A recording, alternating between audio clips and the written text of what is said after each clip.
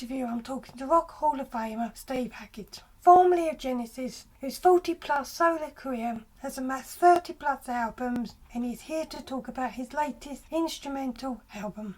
Hello, Steve, and thank you for doing the interview. That's all right, pleasure.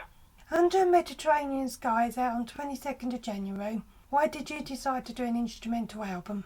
Every few years, I like to do not only an instrumental album, but one that favours the nylon guitar. Nylon strings, influences from classical music, from flamenco, a chance to orchestrate things with my cohort, Roger King, a chance to work with my wife, Jo, and also some people from all around the world who contributed performances on the album. I do it because I love music that has at its core romance of place.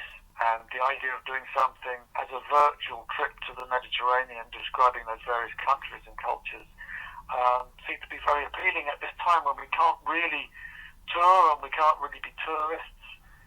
Difficult to play live, difficult to visit ruins or indeed go and have an Italian meal in Rome. Can't do it at the moment, but this is an imaginary trip to some very real places.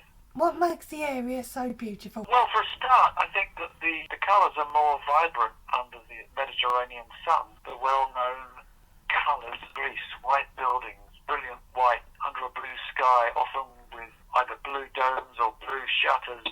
There's a Mediterranean look, and of course, it doesn't work quite the same at home. You can paint your house those colours, but under the glare of the sun, everything comes alive. So I'm very drawn to different Mediterranean regions, which I've toured quite a lot in the past: Italy, Spain, France, and I love the music from those places, and the architecture, the history, everything, the food, you name it, the wine.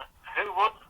From these cold northern climes, we tend to look to the Med when we're thinking about, wouldn't it be nice to tour there? Oh, it'd be great to be back in Italy.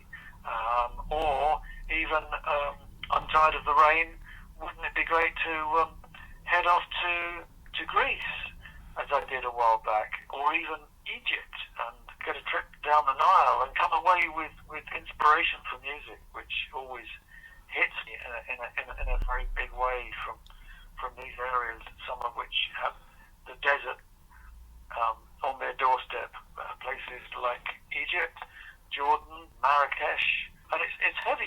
It's heady stuff for me. It stays with me for life.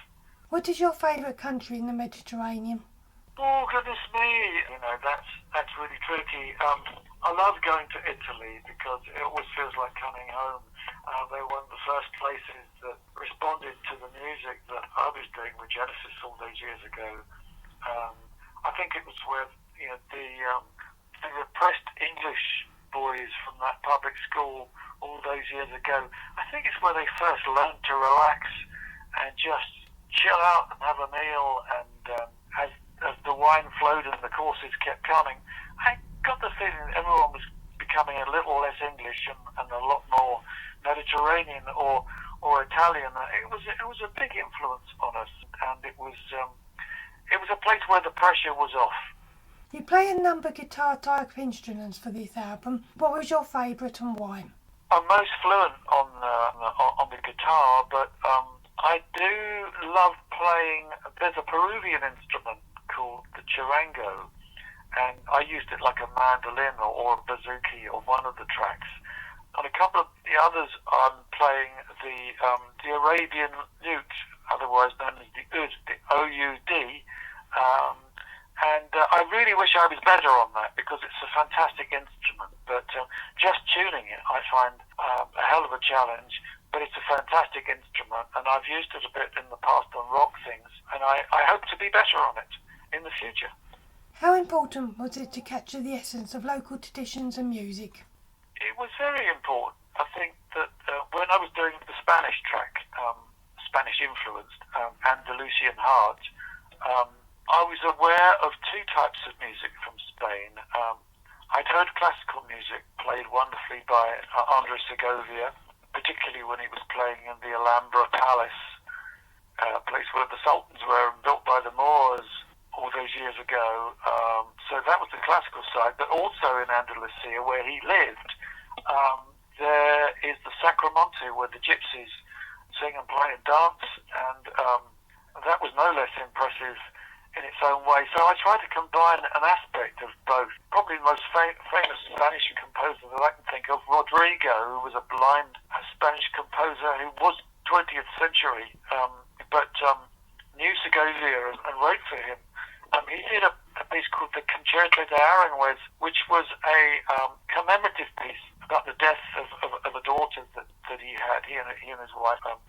And the second movement from that famous concerto was popularized by Miles Davis, who called it Sketches of Spain. So first of all, the world was introduced to a jazz arrangement of that, and I used the Rodrigo influence, when I was putting that track together. So I hope that it speaks of Spain in the way that I was hit by that music in a very big way. The second movement is the one that is the most romantic and has a big theme on it that comes up as a real sort of triumph right at the end. It's a beautiful piece of music, and that was the main influence. How would you describe your latest single, Sergio? Wouldn't it be amazing if that took off as a hit single? But I think that it's got nothing whatsoever to do with rock and roll or pop. But I think it's the most evocative piece on the entire album. It's had influence from my wife and Roger King, who came up with the orchestration. So we've got a lot of these sort of answering phrases where you get something small done on the guitar, but then you've got the backdrop. It's mainly strings, basically, the arrangement on that, but it's a beautiful orchestral arrangement that accompanies that, which Roger came up with. We did it face to face, but I was amazed how evocative it was.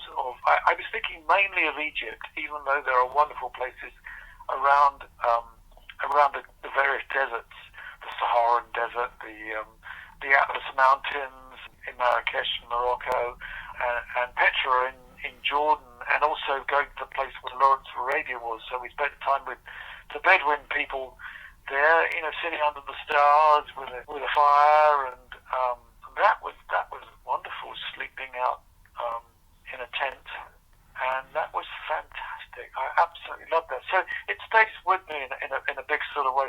Sorry if I've wandered off the subject a little. Sirocco is the wind that travels through the desert, of course, and blows through those regions as the Mistral does through France. How does Loreto fit into the album? Loreto, yeah, it's an African word which means love, and I was trying to do something that was a deliberately simple piece. I originally did this piece and included it on an album that was being made it was an elephants charity, and it was called Harmony for Elephant. And originally I contributed a track as well as a number of pals like Nick Magnus and Anthony Phillips, who was my predecessor in Genesis. And but we all retained the rights to these various tracks that we'd done either together or separately, and I thought that track, it might be good to include it on this album, so I changed the arrangement slightly on that track, and it's one of those guitar workouts in between the big tracks that have the orchestral stuff. This one is just the guitar, just the fingers, one of those exercises in working with the small orchestra, the guitar itself. How important is musical partner Roger King to your projects? Hugely important. I'm amazed that he's able to run with the ball and come up with things that are so sympathetic to my romantic leanings, because I think at heart he tends to be more like a modern composer, and he is a big Stravinsky fan. I think it's when I first met him, he said it's Stravinsky for modern stuff, and it's Bach for Baroque stuff, and he thought all the romantics in between were rubbish compared with those two giants.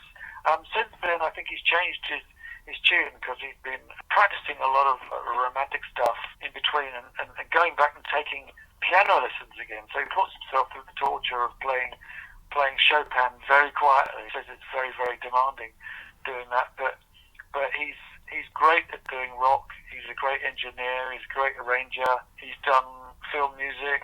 He worked on In the Name of the Father or in A Cliffhanger, two big movies, Hollywood. So yeah, there you go.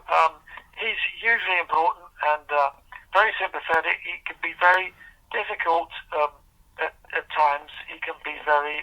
He's really unimpressed with a lot of things. I suspect we work together in the way that Elton John and Bernie Taupin worked together. Where Bernie Taupin does the lyrics and Elton writes the stuff, but Bernie seems to be much less impressed with Elton than the other way round. And I think Roger's perhaps much less impressed with me than I am impressed with him. So it's an exacting kind of standard, and I like that when I see a chink in his armour, you know, and yeah, just to get him rigged up can be quite challenging at times.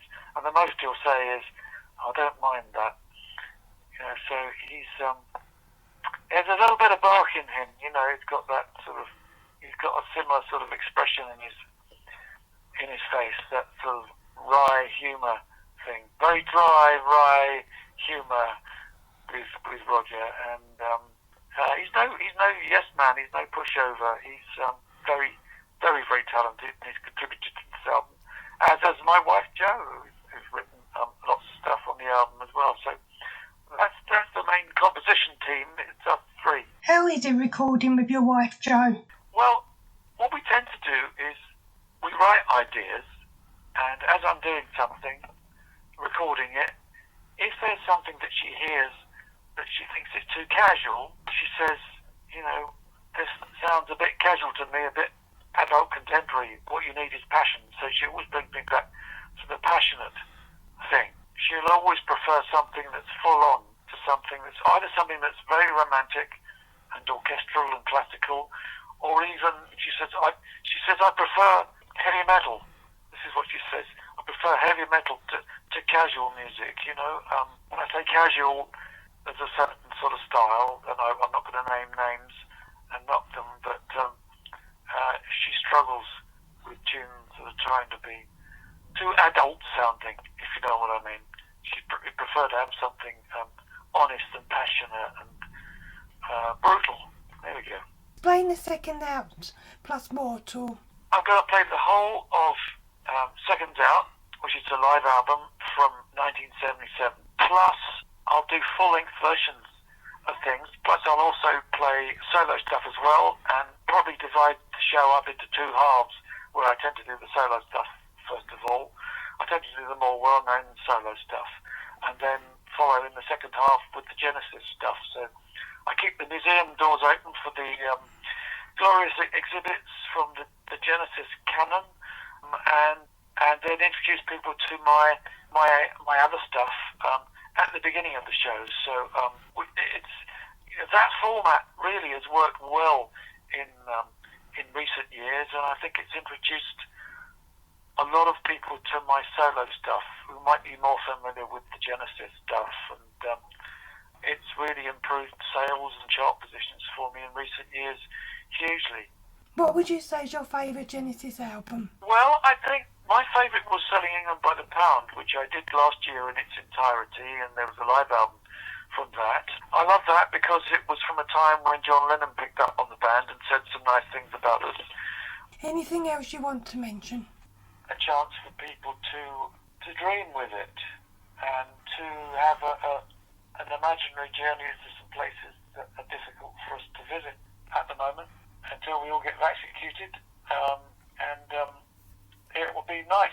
It would be great to be out there and be in those places. But meanwhile, here's a lockdown album with a different that hopefully takes you places. It certainly took me places. Steve Hackett, new acoustic album Under a Mediterranean Sky, was out on the 22nd of January 2021. And I'd like to thank Steve for joining me for this interview. Thank you.